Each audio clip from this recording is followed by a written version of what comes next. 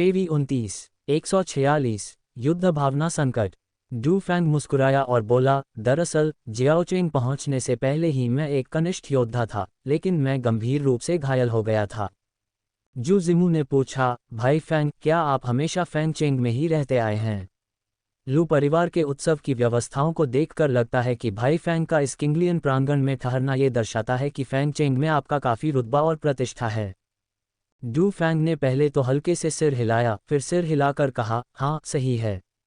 Fang Cheng पहुंचने के बाद मैं यहीं बस गया और साधना में लीन हो गया, कभी कभी रसायन विद्या का अध्ययन भी करता था। इस उत्सव के लिए आवास व्यवस्था के बारे में, जैसा कि मैंने अभी बताया, मुझे पक्का पता नहीं है।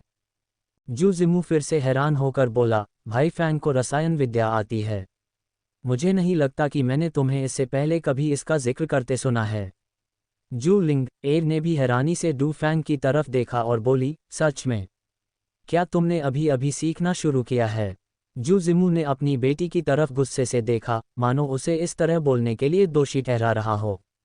जू लिंग एर ने जीभ बाहर निकाली और शर्मिंदा होकर मुस्कुराए। डू फैंग ने हल्की सी मुस्कान के साथ कहा, मैं कुछ समय से रसायन शास्त्र का अध्ययन कर रहा हूँ। शायद इसलिए कि मैं गोलियां बना सकता हूँ। लू परिवार मुझे बहुत महत्व देता है और मेरा विशेष ध्यान रखता है। जू जिमू ने समझ जाने के भाव से सिर हिलाया और कहा, भाई फैंग ने अभी कहा कि उन्हें कुछ पूछना है। क्या बात है? डू फैंग ने कुछ देर सोचा, फिर भौहें चढ़ाकर कहा, शायद इसलिए कि मैं अपनी साधना में इतना मग्न था कि बाहर की घटनाओं से कुछ हद तक अनभिज्ञ हो गया। अभी अभी उत्सव में लू परिवार के मुखिया ने कहा कि वे वुलिंग काउंटी के बाहर के किसी भी संप्रदाय को वुलिंग काउंटी पर नज़र डालने या यहाँ के संप्रदायों और साधकों को गुलाम बनाने की अनुमति कभी नहीं देंगे। आपका इससे क्या तात्पर्य है? जू जिमू ने ओह कहा और फिर बोला, भाई फैंग कुछ साल पहले ही हमारे वुलिंग ज़िले में आए हैं, इसलिए स्वाभाविक है कि उन्हें इस मामले की जानकारी नहीं है। यह एक लंबी कहानी है। हमारा वुलिंग ज़िला 3 ज़िलों से सटा हुआ है।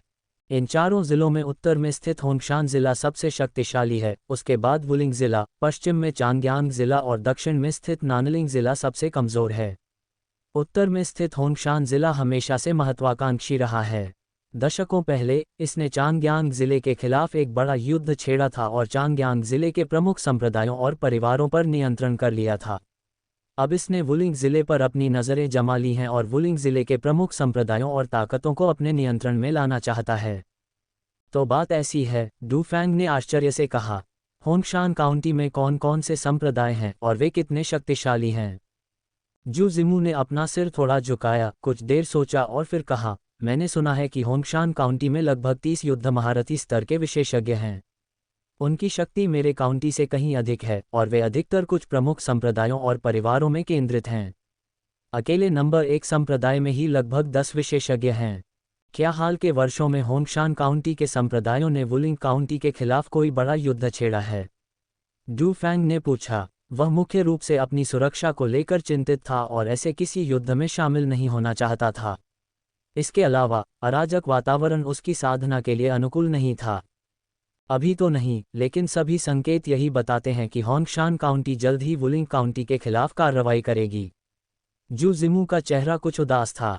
आखिर कोई भी ऐसा नहीं चाहता था, खासकर जू जिमू जैसा व्यक्ति जिसे अपने पूरे परिवार का भविष्य भुगतना था।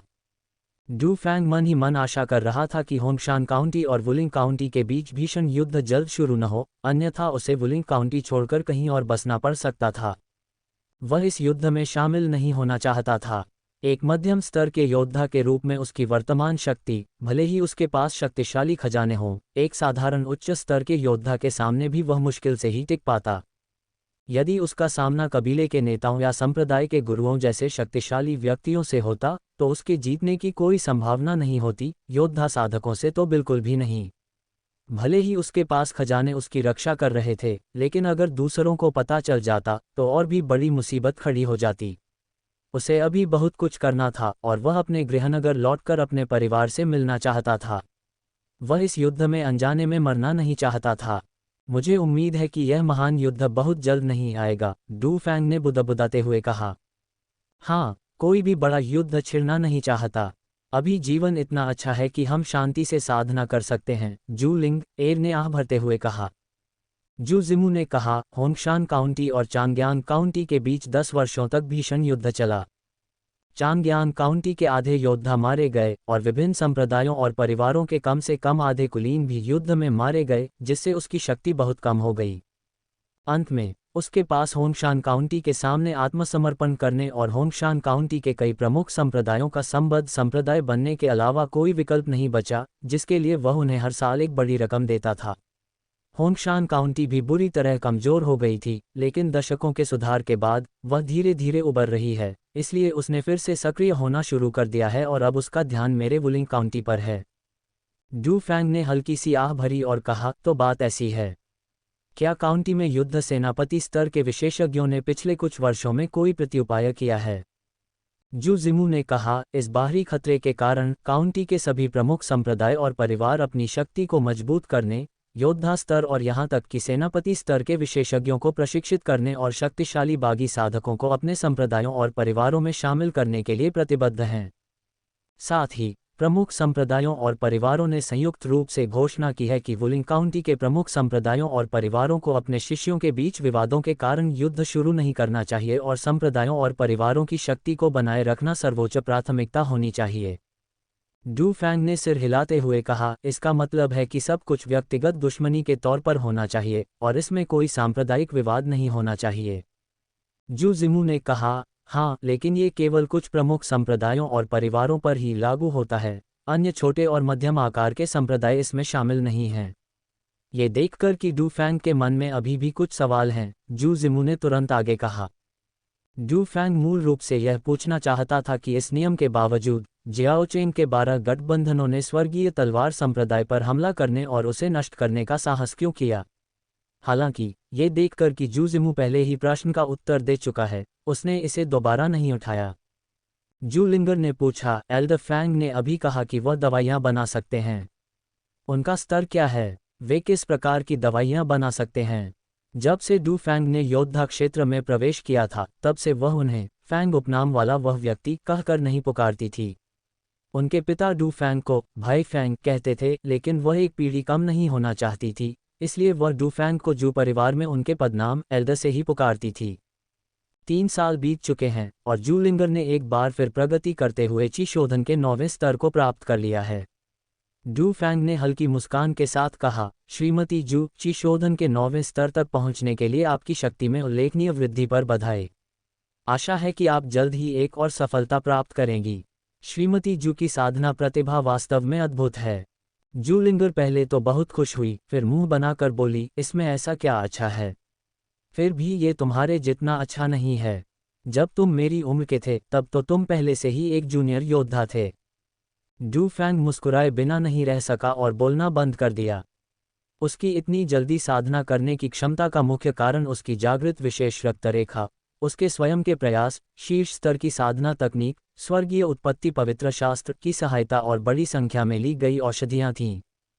डू फैंग को चुप देखकर जू लिंगर और भी क्रोधित हो गई और चिल्लाए, अरे, तुमने अभी तक मेरे सवाल का जवाब नहीं दिया। रसायन विद्या में तुम कितने कुशल हो? इस बार तो उसने उसे बड़ों की श्रेणी में भी नहीं रखा। जू जिमू ने बीच में कहा, हाँ, भाई फैंग का कौशल स्तर क्या है?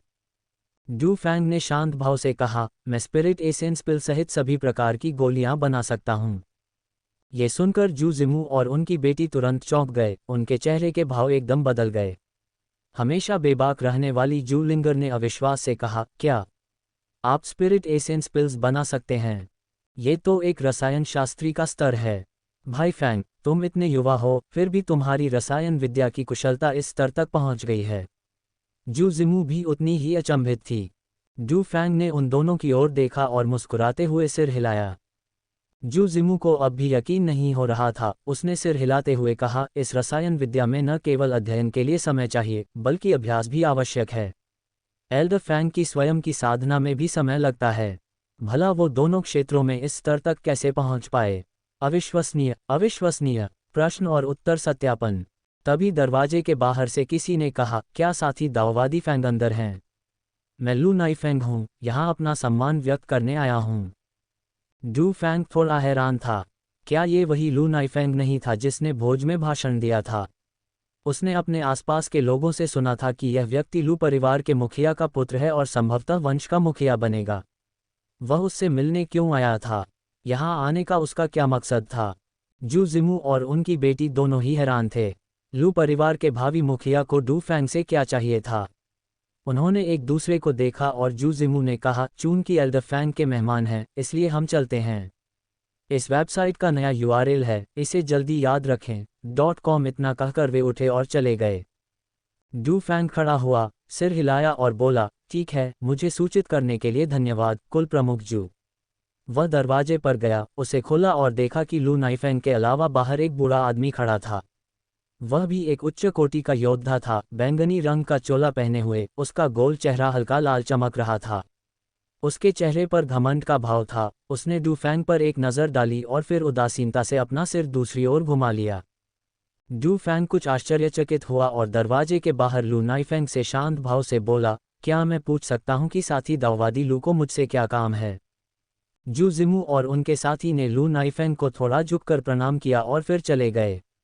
लू नाइफेंग ने ओह कहते हुए जवाब दिया और मुस्कुराते हुए कहा, तो मेरे प्रिय दाववादी फेंग, आपके यहाँ मेहमान आए हैं। आपको परेशान करने के लिए क्षमा चाहता हूँ। डू फैंग ने थोड़ा हटकर लू नाइफेंग और दूसरे व्यक्ति का घर में स्वागत किया और उदासीनता से कहा, लू आप तो बहुत व्यस्त हैं। कई महत्वपूर्ण लोग आपसे मिलने का इंतजार कर रहे हैं और कई महत्वपूर्ण मामले हैं जिन्हें आपको निपटाना है। ऐसे में आपके पास मुझ जैसे मामूली मध्यम स्तर के योद्धा से मिलने का समय कैसे है? लू नाइफेंग घर में दाखिल हुआ, दिल खोलकर हंसा और बोला, साथी दाववादी फैंग एक महत्वपूर्ण व्यक्ति हैं जिनसे मुझे अवश्य मिलना चाहिए। डू फैंग ने हल्की सी मुस्कान के साथ कहा, साथी दाववादी लू बहुत दयालु हैं। मैं तो बस एक मामूली सा साधक हूँ, मुझे महत्वपूर्ण कैसे समझा जा सकता है? लू नाइफेंग ने लाल चेहरे वाले बूढ़े व्यक्ति को बैठने के लिए आमंत्रित किया और फिर कहा, मैंने सुना है कि साथी दाववादी फैंग रसायन शास्त्र में निपुण हैं, इसलिए मैं आज विशेष रूप से आपसे मार्गदर्शन लेने आई हूँ। उनके साथ आए बूढ़े व्यक्ति चुप रहे, एक तरफ बैठ गए और आराम करने के लिए अपनी आंखें बंद कर लीं। डू फैंग का दिल हलचल से भर गया। ऐसा लग रहा था कि लू परिवार को वाकई उसकी रसायन विद्या की कला पसंद आ गई थी, इसीलिए वे उसका इतना खास ख्याल रख रहे थे। अब जब लू नाइफेंग आई थी तो वह उसकी तारीफ कर रही थी और रसायन विद्या के बारे में सलाह मांग रही थी, लेकिन शायद वह ये जानने आई थी कि क्या वाकई डू फैंग में इतनी उच्च कोटि की कला है। लू नाइफेंग ने आगे कहा, मेरे बगल में बैठे ये सज्जन फेलो दाओइस्ट नान हैं, जो स्वयं भी एक रसायनज्ञ हैं। फेलो दाओइस्ट फैंग की रसायन विद्या की असाधारण क्षमताओं के बारे में सुनकर वे उनसे इस विषय पर चर्चा करने आए हैं। उन्हें आशा है कि फेलो दाओइस्ट फैंग अपनी प्रतिभा को छिपाएंगे नहीं। लू नाइफेंग ने डू फैंग की ओर हल्की मुस्कान के साथ देखा। डू फैंग ने मन ही मन ठंडी मुस्कान के साथ सोचा, जैसा मैंने सोचा था वैसा ही हुआ। वे मेरी परीक्षा लेने आए हैं। उन्होंने खास तौर पर एक रसायन शास्त्री को बुलाया है ताकि यह जांच सकें कि मैं, एक मामूली मध्यम स्तर का योद्धा, रसायन विद्या में कितना कुशल हूँ। क्या मैं सचमुच स्पिरिट एसेंस पिल्स और वॉरियर पिल्स जैसी गोलियां बना सकता हूँ? डू फैंग ने शांत भाव से मुस्कुराते हुए उदासीनता से कहा, यद्यपि मैंने रसायन शास्त्र का अध्ययन लंबे समय से नहीं किया है, फिर भी मैं आपको अपने ज्ञान के अनुसार सब कुछ बताने की पूरी कोशिश करूंगा। यदि आपको कुछ समझ न आए तो कृपया पूछें, मैं अपने ज्ञान के अनुसार सब कुछ उत्तर दूंगा। ये सुनकर लू नाइफेंग का चेहरा थोड़ा गुस्से से लाल हो गया, मानो वह डू फैंग के घमंड भरे शब्दों से नाराज हो गई हो। उसके बगल में बैठा नान नाम का रसायन शास्त्री तो आग बबूला हो गया। उसका चेहरा एकदम बदल गया, उसके पहले से ही लाल गाल गुस्से से और भी लाल हो गए। उसने कहा, तुम सच में बेशर्म हो। मेरे सामने ऐसे घमंडी शब्द बोलने की तुम्हारी हिम्मत कैसे हुई? मैं 100 साल से ज़्यादा समय से दवाइयाँ बना रहा हूँ और मैं तो बस एक रसायन शास्त्री के स्तर पर हूँ। तुम, एक नौसिखिए जिसने सिर्फ 20-30 साल साधना की है और जिसकी साधना का स्तर सिर्फ मध्यम योद्धा का है, हिम्मत करके दावा करते हो कि तुम रसायन शास्त्री के स्तर तक पहुंच गए हो और योद्धाओं के लिए दवाइयां बना सकते हो। आज मैं यहाँ ये देखने आया हूँ कि क्या तुम बस लोगों को धोखा दे रहे हो। नान उपनाम वाले ये बुजुर्ग व्यक्ति फैंग चेंग और पूरे वुलिंग काउंटी में एक प्रसिद्ध रसायन शास्त्री थे। लू परिवार के मुखिया ने अतीत में उन पर कृपा दिखाई थी, इसलिए उन्हें अतिथि बुजुर्ग की तरह माना जाता था और उनका बहुत सम्मान किया जाता था। लू परिवार के मुखिया भी उनके साथ शिष्टाचार से पेश आते थे और लू परिवार के सभी सदस्य उनका आदर करते थे। हालांकि उन्होंने औपचारिक रूप से लू परिवार में शामिल नहीं हुए थे, जिसका लू परिवार को बहुत अफसोस था। वे शू परिवार में शामिल होने के लिए एक रसायन शास्त्री की तलाश कर रहे थे, इसीलिए उन्होंने डू फैंग को सुलह का प्रस्ताव दिया था। जब लू नाइफेंग उनके पास आई तो उन्होंने बताया कि एक युवा रसायन शास्त्री चाहती हैं कि वे आकर देखें। उन्हें कुछ नाराज़गी हुई क्योंकि उन्हें लगा कि लू नाइफेंग जैसी कनिष्ठ छात्रा का व्यक्तिगत रूप से उनसे मिलने आना उनकी गरिमा का अपमान है। अब डू फैंग सीधे उसके सामने कह रहा था कि वह बिना किसी झिझक के उसे सब कुछ बता देगा, भला इससे डू फैंग को गुस्सा क्यों नहीं आएगा। अगर लू नाइफेंग वहां न होता तो शायद वह डू फैंग को सबक सिखा देता। डू फैंग बूढ़े आदमी के गुस्से से बेखबर लग रहा था। उसने बस हल्की सी मुस्कान बिखेरी और सिर हिलाते हुए कहा, हाँ, मैं भी यह जानना चाहता हूँ कि क्या कोई रसायन शास्त्री होने का नाटक करके हर जगह लोगों को ठग रहा है। इससे नान उपनाम वाले बूढ़े का क्रोध और भी भड़क उठा। उनका चेहरा लाल हो गया और गर्दन की नसें तन गईं। उन्होंने डू फैंग की ओर इशारा करते हुए दहाड़ा, तू छोटा, बिल्कुल बदतमीज है। तेरी हिम्मत कैसे हुई इतनी अकड़ दिखाने की। मैं तुझे सबक सिखाऊंगा ताकि तुझे पता चले कि बड़ों का आदर करने का क्या मतलब होता है। जैसे ही उन्होंने बोलना शुरू किया, उनकी आभा तीव्र हो गई और एक उच्च कोटि के योद्धा का दबाव स्पष्ट रूप से महसूस हुआ, जिससे सभी को अत्यधिक दबाव का अनुभव हुआ। डू फैंग ने अपने पूरे शरीर की रक्षा करने और दमनकारी शक्ति का प्रतिरोध करने के लिए अपनी आध्यात्मिक शक्ति का उपयोग किया, जिससे उसका शरीर थोड़ा सा डगमगा गया। नान उपनाम वाले बूढ़े व्यक्ति तो क्रोधित थे ही, साथ ही लू नाइफेंग भी कुछ नाराज थीं और उनका चेहरा भी लाल हो गया था। हालांकि बूढ़े व्यक्ति का गुस्सा और संभावित हमले को देखते हुए उन्होंने तुरंत उन्हें रोकते हुए कहा, साथी दाऊवादी नान, कृपया अभी शांत हो जाए। पहले हम इसकी परीक्षा लेते हैं। एक बार जब हम इस युवक के वास्तविक कौशल का पता लगा लेंगे तो अगर इसमें इतनी उन्नत रसायन विद्या की तकनीकें नहीं हैं तो इसे सबक सिखाने में देर नहीं होगी। लू नाइफेंग भी कुछ नाराज थीं, इसलिए उन्होंने बूढ़े व्यक्ति के सुझाव पर डू फैंग को थोड़ी सजा देने से सहमति जताई, लेकिन केवल सत्यापन के बाद। ये सुनकर नान उपनाम वाले बूढ़े व्यक्ति ने अपने क्रोध को थोड़ा दबाया, अपना आध्यात्मिक दबाव वापस ले लिया, ठंडी सी सांस ली, अपनी आस्तीन झटक दी और बिना कुछ और कहे मुड़ गया। लू नाइफेंग का चेहरा थोड़ा उदास हो गया और उसकी आवाज़ में क्रोध का भाव झलक रहा था। उसने कहा, चूंकि फेलो दाओइस्ट फैंग इतना आत्मविश्वासी है, तो फेलो दाओइस्ट नान को फेलो दाओइस्ट फैंग की रसायन विद्या में निपुणता और समझ की परीक्षा लेने दो। मुझे आश्चर्य है कि क्या फेलो दाओइस्ट फैंग ऐसा करने का साहस करेगा। डू फैंग के होंठ हल्के से मुड़े और उसने हल्की मुस्कान के साथ कहा, मैं ऐसा करने की हिम्मत क्यों न करूं। इसलिए लू नाइफेंग ने नान उपनाम वाले बूढ़े व्यक्ति की ओर मुड़कर कहा, कृपया साथी दाऊवादी नान, इस साथी दाऊवादी फैंग की शक्ति का परीक्षण करें। नान उपनाम वाले बूढ़े व्यक्ति ने हल्की सी गुनगुनाहट के साथ कहा, बहुत अच्छा, मैं रसायन शास्त्र के बारे में आपकी समझ की परीक्षा लूंगा। वह थोड़ा रुका, फिर बोला, रसायन शास्त्र में सबसे महत्वपूर्ण बात क्या है। डू फैंग ने मन ही मन सोचा, इतना आसान सवाल और वे इसे परीक्षा के तौर पर इस्तेमाल कर रहे हैं। उसने धीरे से कहा, कीमियागरी में सबसे महत्वपूर्ण चीज़ ज्वाला है। साधक जितनी उच्च स्तर की ज्वाला को नियंत्रित कर सकता है, उतनी ही उच्च श्रेणी की गोलियां वह बना सकता है, और सफलता दर भी उतनी ही अधिक होती है। कीमियागरी भट्टी गौण है। कहा जाता है कि कुछ कीमियागरी के उस्ताद ऐसे भी हैं जिन्हें कीमियागरी भट्टी की आवश्यकता नहीं होती।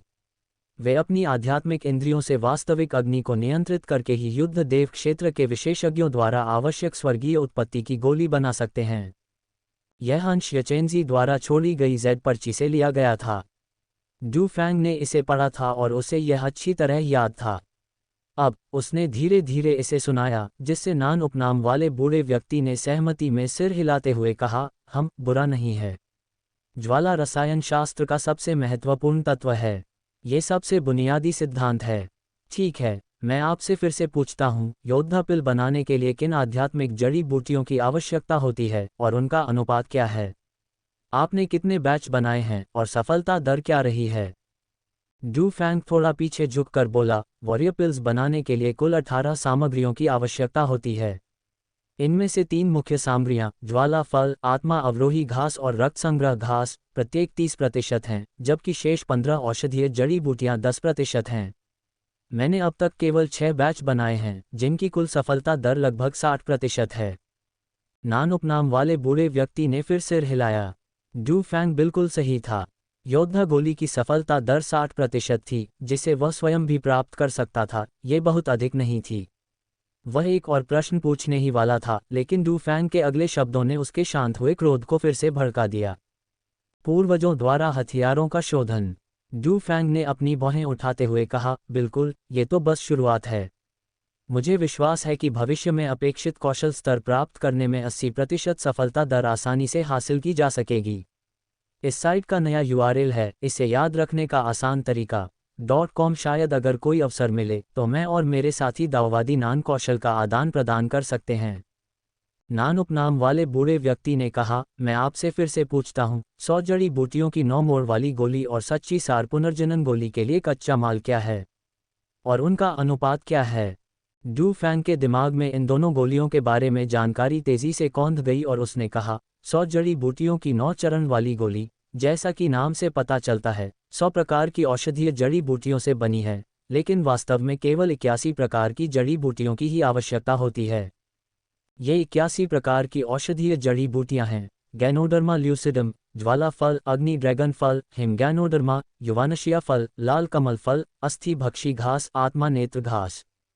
100 जड़ी बूटियों की 9 चरण वाली गोली के एक बैच में प्रत्येक प्रकार की औषधीय जड़ी बूटी का अनुपात 1 ताइल और 2 गदा गैनोडर्मा ल्यूसिडम, 7 गदा और 3 ली ज्वाला फल, 3 गदा और 4 ली हिमगैनोडर्मा और 5 गदा आत्मा नेत्र घास है।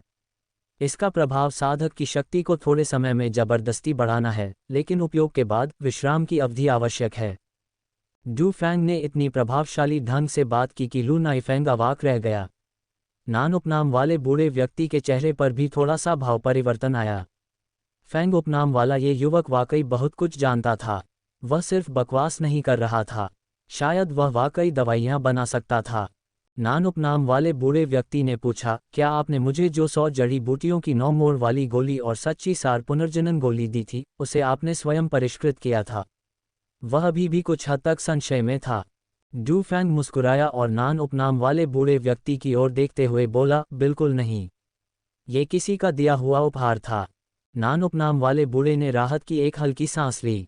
अगर डू फैंग सचमुच इन 2 तरह की गोलियों को बना सकता तो उसकी ताकत लगभग उसके बराबर ही होती। फिलहाल वह इसे स्वीकार कर सकता था। इस उत्सव के बाद क्या तुम मुझसे मुकाबला करने की हिम्मत करोगे और देखोगे कि योद्धा गोलियां और आत्मासार गोलियां बनाने में सफलता दर क्या होती है? सामग्री मैं उपलब्ध कराऊंगा। डू फैंग ने कुछ देर सोचा, फिर पूछा, क्या ये लू परिवार के घर के अंदर है? नान उपनाम वाले बूढ़े व्यक्ति के जवाब देने से पहले ही लू नाइफेंग मुस्कुराया और बोला, क्या साथी दाववादी फैंग, क्या आपको डर है कि लू परिवार में आपके लिए सुरक्षित नहीं है? डू फैंग को गुस्सा नहीं आया। इसके बजाय वह मुस्कुराया और बोला, अगर लू परिवार में भी सुरक्षा नहीं है तो फैंगचेंग में और कहाँ सुरक्षा है? नान उपनाम वाले बूढ़े व्यक्ति ने निडर स्वर में कहा, ठीक है। लू परिवार के पास एक विशेष रसायन कार्यशाला है जो योद्धा गोलियां और आत्मासार गोलियां बनाने की सभी आवश्यकताओं को पूरी तरह से पूरा कर सकती है। डू फैंग के पास एक पल रुकने के अलावा कोई विकल्प नहीं था। फिर उसने बेबसी से कहा, ठीक है, तो मैं कुछ और दिनों के लिए लू परिवार के यहाँ रुकूंगा और साथी दाववादी नान से बहुत कुछ सीखूंगा।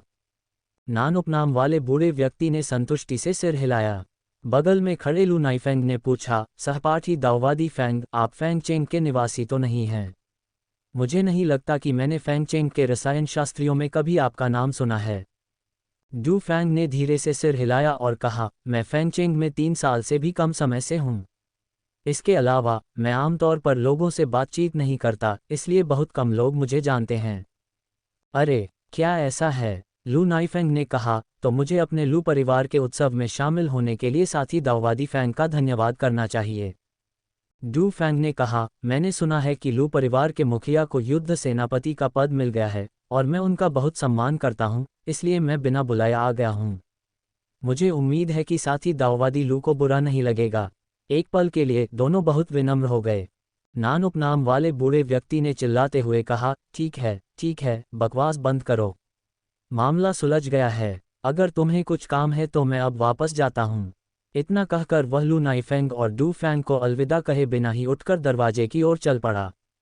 लू नाइफेंग ने हल्की सी मुस्कान के साथ बेबसी से कहा, तो फिर बात पक्की हो गई। उत्सव के बाद फेलो दाओइस्ट फैंग लू परिवार में रह सकते हैं और फेलो दाओइस्ट नान के साथ रसायन विद्या का अभ्यास जारी रख सकते हैं। मैं इस मामले में आगे की व्यवस्था कर दूंगी। फिर वह उठी और नान उपनाम वाले उस बूढ़े व्यक्ति के साथ चली गईं। उन दोनों को विदा करने के बाद डू फैंग अपने कमरे में लौट आया और सोचने के लिए बैठ गया। जहां तक उसे समझ आ रहा था, लू परिवार को अभी तक उसकी रसायन विद्या की क्षमताओं पर पूरा भरोसा नहीं था। लेकिन इससे कोई फर्क नहीं पड़ता, एक बार जब योद्धा गोली और आत्मासार गोली तैयार हो जाएंगी तो वे स्वाभाविक रूप से उसकी रसायन विद्या की दक्षता को जान जाएंगे। आज लू नाइफेंग के मेरे प्रति रवैये को देखकर लगता है कि लू परिवार को अभी तक ये पता नहीं चला है कि लू हाओ और तीनों लू भाई मुझसे रिश्तेदार हैं। मुझे नहीं पता कि उन्होंने अपनी जांच में कितनी प्रगति की है या मुझे पकड़ने में उन्हें कितना समय लगेगा। रसायन विद्या में नान उपनाम वाले बूढ़े व्यक्ति के साथ प्रतिस्पर्धा करने के लिए कुछ ही दिन रुकना पड़ेगा, तो चलिए प्रतियोगिता आयोजित करते हैं। दोपहर में किसानों के बीच एक छोटा व्यापार मेला और खजाने के मूल्यांकन का कार्यक्रम आयोजित किया जाएगा। व्यापार मेला स्वाभाविक रूप से लोगों के लिए अपनी अनावश्यक वस्तुओं का आदान प्रदान करने और अपनी जरूरत की चीजें प्राप्त करने का स्थान है। खजाने के मूल्यांकन का यह आयोजन उच्च स्तर का है, जिसमें मुख्य रूप से मध्य स्तर के योद्धा और उससे ऊपर के योद्धा शामिल होते हैं। प्रत्येक व्यक्ति अपने खजाने मूल्यांकन और प्रशंसा के लिए लाता है। वे चाहें तो उनका आदान प्रदान कर सकते हैं या नहीं, उन्हें केवल प्रदर्शन के लिए ही उपयोग कर सकते हैं। पुरातन वस्तुओं के मूल्यांकन के लिए आमतौर पर एक प्रतिष्ठित और विश्वसनीय संगठन की आवश्यकता होती है।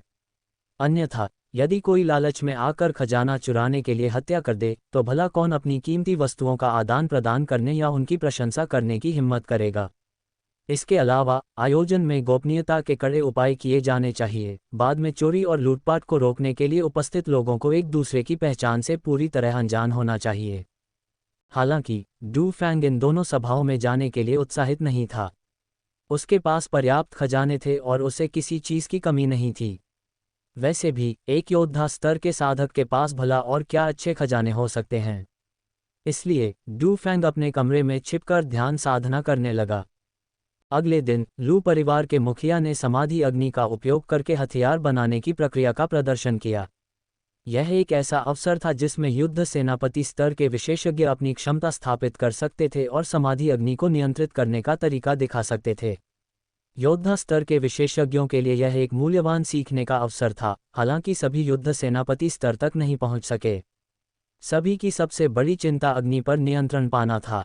डू फैंग को बैटल जनरल स्तर तक पहुंचने का पूरा भरोसा था। वह वर्तमान में स्वर्गीय उत्पत्ति पवित्र ग्रंथ का अभ्यास कर रहा था और उसकी साधना की गति अत्यंत तीव्र थी। उसे विश्वास था कि कुछ वर्षों में वह बैटल जनरल स्तर तक पहुंच जाएगा। इसलिए वह लू परिवार के मुखिया द्वारा हथियार बनाने की प्रक्रिया को देखना चाहता था। इससे उसे भविष्य में समाधि की सच्ची अग्नि पर बेहतर नियंत्रण पाने में लाभ होगा। लू परिवार के मुखिया को हथियार तराशते देखने का स्थान अभी भी मुख्य हॉल में ही था, लेकिन कल से व्यवस्था में बदलाव आ गया था। हॉल के ऊपरी हिस्से में स्थित 3 मेजों को हटाकर नीचे रख दिया गया था और मेजों की मूल 7 पंक्तियों में से एक पंक्ति को हटा दिया गया था, जिससे प्रत्येक पंक्ति में 7 मेजों वाली 6 पंक्तियां रह गई थीं। 15 मिनट बाद लू परिवार के मुखिया और अन्य लोग हॉल में पहुंचे और अपनी अपनी सीटों पर बैठ गए। लू नाइफेंग अपनी सीट से उठी, सभी को देखकर हल्की सी मुस्कान बिखेरी और बोली, साथी दाववादियों, आज मेरे मुखिया अपने शरीर में विद्यमान समाधि अग्नि का उपयोग करके जादुई कलाकृतियों को परिष्कृत करने की प्रक्रिया का प्रदर्शन करेंगे। कृपया ध्यान से देखें। लू नाइफेंग के बोलने के बाद वह बैठ गई। उसी क्षण लू परिवार के मुखिया धीरे धीरे केंद्रीय मेज से उठे और हॉल के शीर्ष की ओर चल पड़े। उनकी चाल बहते पानी की तरह सहज और सुंदर थी, हल्की और हवादार, उनके वस्त्र लहरा रहे थे। ऐसा लग रहा था मानो उन्होंने सिर्फ एक कदम उठाया हो, लेकिन पल भर में ही वे हॉल के शीर्ष पर पहुंच गए थे। यह एक कुशल योद्धा का क्षेत्र था और भी स्वाभाविक। लू परिवार के मुखिया हॉल के ऊपर खड़े थे और धीरे धीरे सब पर अपनी नज़र घुमा रहे थे। जिन लोगों की नज़रें उनसे मिलीं, उन पर एक अजीब सा दबाव महसूस हुआ और वे अपना सिर नीचे करने को मजबूर हो गए। किसी की भी नज़रें सीधे उन पर नहीं टिक रही थीं। कम साधना वाले लोगों के दिल की धड़कन तेज हो गई और वे डर से कांपने लगे। समाधि अग्नि। हालांकि डू फैंग को भी तीव्र दबाव महसूस हो रहा था और उसकी आध्यात्मिक चेतना दब रही थी, फिर भी उसकी शक्ति मध्य स्तर के योद्धा तक पहुंच चुकी थी और उसकी आध्यात्मिक चेतना भी उन्नत योद्धा के स्तर के करीब पहुंच गई थी। इसलिए उसने इस दबाव का सामना किया। हालांकि उसका चेहरा थोड़ा विचलित था, लेकिन वह अन्य मध्य स्तर के योद्धाओं की तरह विचलित नहीं दिख रहा था। इस साइट का नया यूआरएल है, इसे याद रखने का आसान तरीका .com। लू परिवार के मुखिया सभी के प्रदर्शन से काफ़ी संतुष्ट थे, लेकिन डू फैंग की प्रतिक्रिया देखकर उन्हें थोड़ी हैरानी हुई। वे थोड़े अचंभित दिखे और एक पल के लिए रुक गए। लू परिवार के मुखिया मौन रहे, उन्होंने अपनी दाहिनी आस्तीन लहराए और उनके सामने 3 प्रकार के अयस्क प्रकट हुए, जो हवा में तैर रहे थे।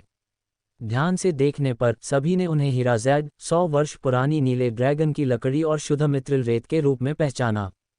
इन तीनों अयस्कों का उपयोग मध्यम और उच्च स्तर की जादुई कलाकृतियों को बनाने में किया जा सकता था। कई लोग तुरंत आपस में कानाफूसी करने लगे। क्या लू परिवार के मुखिया सचमुच एक उच्च स्तरीय जादुई हथियार बनाने जा रहे थे? युद्ध सेनापति स्तर के एक कुशल व्यक्ति के लिए मध्यम स्तर का जादुई हथियार बनाना तो आसान था, लेकिन उच्च स्तरीय जादुई हथियार बनाना कोई साधारण बात नहीं थी। धातु गलाने के लिए समाधि की सच्ची अग्नि के अलावा कच्चे माल के अनुपात और निर्माण प्रक्रिया के तापमान को सटीक रूप से नियंत्रित करने की क्षमता भी आवश्यक थी। यदि ऊष्मा अपर्याप्त हो तो विभिन्न कच्चे माल और अयस्क आपस में नहीं मिल पाएंगे। यदि ऊष्मा बहुत अधिक हो तो अयस्क घुल सकते हैं, जिसके परिणामस्वरूप असंतुलन हो सकता है और परिष्कृत जादुई कलाकृति की गुणवत्ता में कमी आ सकती है। चूंकि यह सबके लिए एक प्रदर्शन था, इसलिए लू परिवार के मुखिया ने कड़ाही का इस्तेमाल नहीं किया। कच्चा माल तैयार करने के बाद लू परिवार के मुखिया ने गहरी सांस ली, धीरे धीरे अपने हाथ ऊपर उठाए, हथेलियों को ऊपर की ओर रखते हुए उन्हें अपनी छाती के सामने क्षैतिज रूप से रखा और अपनी आध्यात्मिक शक्ति का संचार किया। अचानक उनका चेहरा लाल हो गया और फिर एक फुफकार के साथ उनके हाथों में आग का एक गोला प्रकट हुआ। हथेली के आकार की यह हल्की बैंगनी लौ लू परिवार के मुखिया के हाथों के बीच झिलमिला रही थी। ये समाधि की सच्ची अग्नि थी, एक ऐसी शक्ति जो केवल एक युद्ध सेनापति के शरीर में पाई जाती है। लौ बेहद फुर्तीली थी, जो लू परिवार के मुखिया के हाथों में जल रही थी। हालांकि वह आकार में बड़ी नहीं थी, लेकिन उससे निकलने वाली गर्मी को कम नहीं आंका जा सकता था। हॉल में मौजूद हर कोई तीव्र गर्मी महसूस कर सकता था। पूरे हॉल का तापमान अचानक बढ़ गया, मानो लौ किसी की आत्मा को ही जला रही हो। कुछ योद्धा स्तर के विशेषज्ञ जो बैठे रहे और समाधि की अग्नि के तापमान को अपेक्षाकृत आसानी से सहन कर सकते थे, उनके अलावा बाकी सभी योद्धा स्तर के विशेषज्ञ तापमान को सहन करने के लिए अपनी जादुई शक्ति का उपयोग कर रहे थे, खासकर शुरुआती और मध्यवर्ती योद्धा। जब चारों ओर अफरा तफरी मची हुई थी, तभी लू परिवार के मुखिया ने नीचे की मेज की ओर हल्की सी मुस्कान बिखेरी। हाओरान संप्रदाय के एल्डरची अचानक खड़े हो गए, अपने हाथ ऊपर उठाए, हस्त मुद्रा बनाई और धीरे से लू परिवार के मुखिया की ओर बढ़े। जादुई शक्ति का एक जबरदस्त प्रवाह फूट पड़ा, जिससे एक नीली सुरक्षात्मक ढाल बन गई जिसने लू परिवार के मुखिया को जकड़ लिया।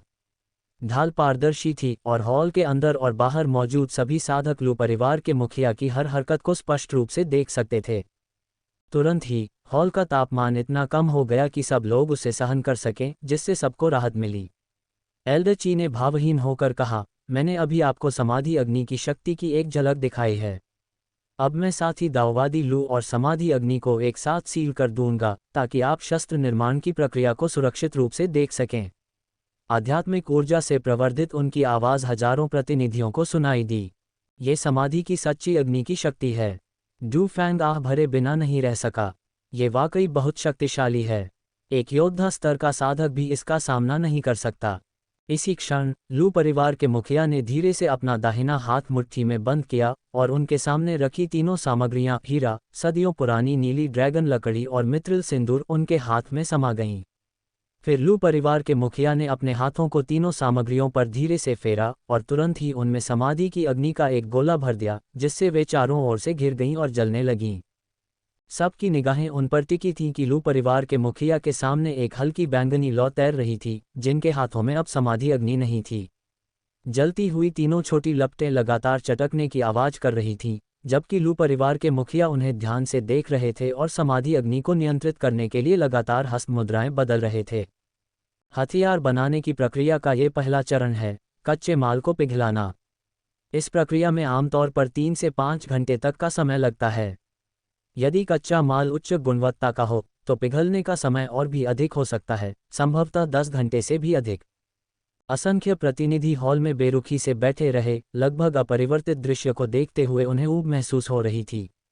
हालांकि वे यूं ही जाने की हिम्मत नहीं कर रहे थे, कहीं ऐसा न हो कि यह उनके मेज़बान का अपमान हो। इसलिए वे आपस में धीरे धीरे बातचीत करने लगे और बातचीत के दौरान हथियार बनाने की प्रक्रिया पर नज़र रखने लगे। लगभग 1 घंटे तक जलने के बाद तीनों खनिज कच्चे माल धीरे धीरे बदलने लगे, ठोस अवस्था से नरम होते हुए 3 घंटे बाद पूरी तरह से चिपचिपे हो गए। लू परिवार के मुखिया ने राहत की एक हल्की सांस ली। हथेलियों को आपस में सटाकर उन्होंने धीरे धीरे तीनों पदार्थों को एक ही पिंड में संपीड़ित किया। फिर उन्होंने इस चिपचिपे मिश्रण को समाधि की अग्नि से घेर लिया और इसे पिघलाना जारी रखा। यह मिश्रण लगातार हिलता डुलता रहा। इस प्रक्रिया ने तीनों पदार्थों को पूरी तरह से समाहित होने और पुनर्तः संयोजित होने दिया। आधा घंटा और बीत गया और अंततः तरल पदार्थ का मंथन रुक गया। तीनों सामग्रियां पूरी तरह से मिल गई थीं और अब उनमें कोई अंतर नहीं रह गया था। लू परिवार के मुखिया ने एक योद्धा सेनापति के रूप में अपनी शक्तिशाली आध्यात्मिक शक्ति का उपयोग करते हुए स्थिर तरल पदार्थ को नियंत्रित किया, जिससे धीरे धीरे उसका आकार बदलता गया और अंततः एक सुंदर तलवार के आकार की वस्तु प्रकट हुई। जादुई कलाकृतियों का निर्माण नश्वर जगत में हथियारों के निर्माण जैसा नहीं है, जिसमें जल शीतलन की आवश्यकता होती है। तथाकथित जादुई कलाकृतियां वे वस्तुएं हैं जिनमें जादुई शक्ति और आध्यात्मिक ऊर्जा होती है। एक बार कलाकृति बन जाने के बाद बस आग को हटा दें और तरल कलाकृति को खाली जगह में छोड़ दें। यह अपने आप तेजी से ठंडा हो जाएगा और एक सुंदर, तैयार कलाकृति में तब्दील हो जाएगा। इस क्षण सभी का मनोबल बढ़ गया। जादुई हथियार के लगभग पूरा होने को देखकर सभी को सबसे अधिक चिंता इस बात की थी कि वह तलवार किस गुणवत्ता की होगी।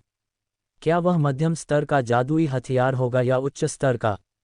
विशेष रूप से प्रमुख संप्रदायों और परिवारों के नेता तलवार को ध्यान से देख रहे थे। एक पल में लू परिवार के मुखिया ने अपने हाथ के इशारे बदले, समाधि की सच्ची अग्नि को वापस खींच लिया और छोटी तलवार तुरंत चमकीले लाल से चांदी में बदल गई और लू परिवार के मुखिया के सामने उल्टी खड़ी हो गई।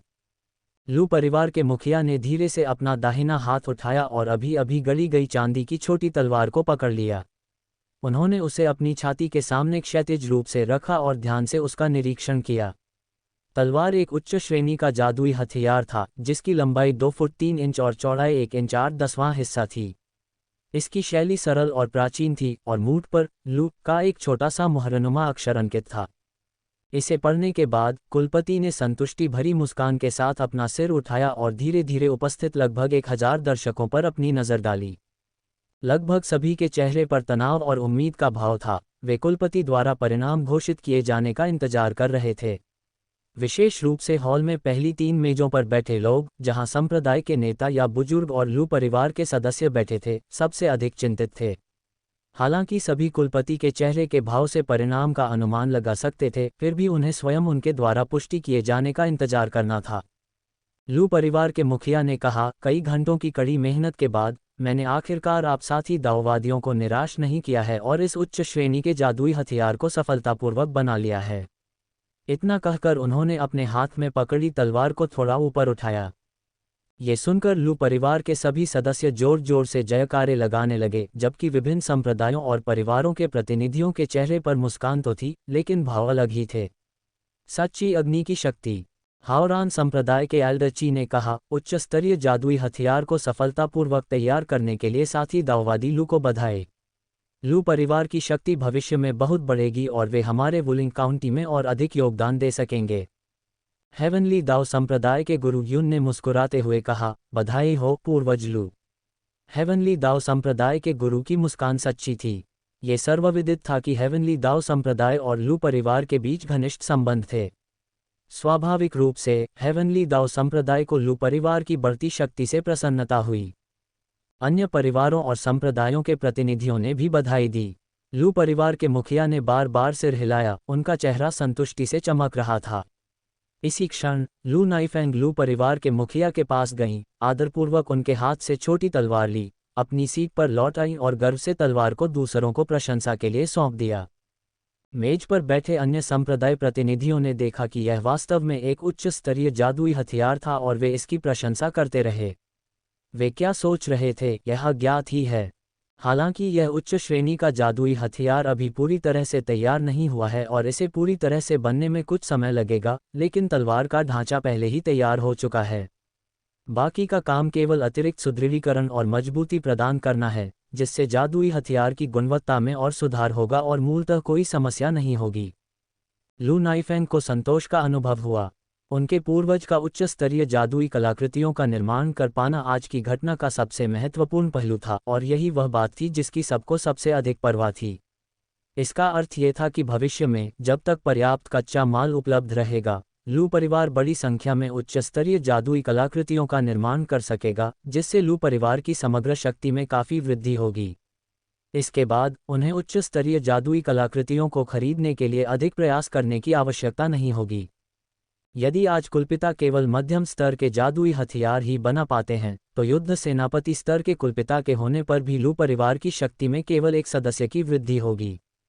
हालांकि पर्याप्त उच्च स्तरीय जादुई हथियारों के साथ लू परिवार के कई सदस्यों को सुसज्जित किया जा सकता है, जिससे लू परिवार की युद्ध शक्ति में काफ़ी वृद्धि होगी और उन्हें हाओरान संप्रदाय, शूरा संप्रदाय और अवशेष सूर्य संप्रदाय जैसे प्रमुख संप्रदायों और परिवारों का मुकाबला करने की शक्ति प्राप्त होगी। यह आज सभी परिवारों और संप्रदायों के प्रतिनिधियों के लिए भी सबसे बड़ी चिंता का विषय है। लू परिवार के मुखिया ने कहा, सभी को नमस्कार। चूंकि मुझे युद्ध सेनापति बने अभी कुछ ही महीने हुए हैं, इसलिए मेरे शरीर में समाधि की सच्ची अग्नि अपेक्षाकृत कम है। साथ ही मैं अभी तक इस सच्ची अग्नि को आसानी से नियंत्रित नहीं कर पाता। इसलिए हालांकि मैंने आज जो आध्यात्मिक तलवार बनाई है वह एक उच्च स्तरीय जादुई हथियार है, फिर भी यह कुछ हद तक अधूरी है। आशा है आप मेरी इस कमी को क्षमा करेंगे।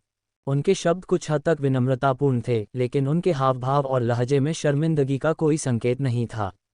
इसके बजाय उनमें सूक्ष्म रूप से गर्व की भावना झलक रही थी।